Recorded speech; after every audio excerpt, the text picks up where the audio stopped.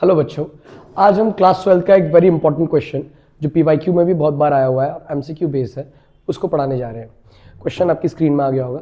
तो देखिए क्वेश्चन ये कह रहा है कि एक 2m मास का ऑब्जेक्ट है जिसका चार्ज q है। इसको इनिशियली एड्रेस से फेंका हुआ है किसी एक एक्सटर्नल इलेक्ट्रिक फील्ड E/4 में। अब बोल रहा है कि जब nth टाइम में अगर n की वैल्यू जो t टाइम सेकेंड है उसमें बोल रहा है कि उस समय उसने वेलोसिटी क्या अटेन की होगी। तो देखिए to find the velocity we know first equation of motion हमें पता है क्या होता है, v equals to u plus a t. अब v जो nth टाइम में वेलोसिटी रही होगी उसको हमने क्या मान लिया vn। अब इनिशियली से ऑब्जेक्ट रेस्ट से फेंका हुआ है तो डेफिनेटली जो u है आपका क्या होगा, जीरो होगा।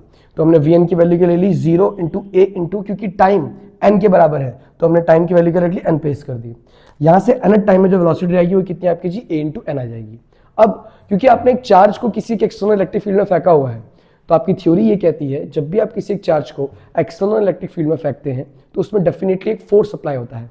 दैट फोर्स की वैल्यू आपकी ये चैप्टर में, फर्स्ट चैप्टर में आपकी है क्लास 12 में, वो आपकी वैल्यू क्या होती है, F equals to E into q.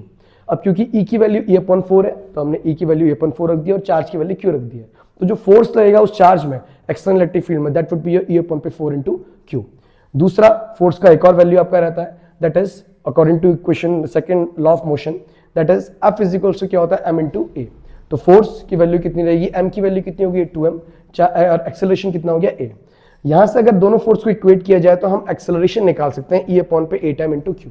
अब जस्ट इस एक्सेलरेशन को प्लेस कर दीजिए यहाँ पे तो वेलोसिटी आपकी आ जाएगी E/8 into q into n. This is the velocity which is attained by the 2m mass object having charge q when it is placed, when it is thrown at nth time second. Thank you.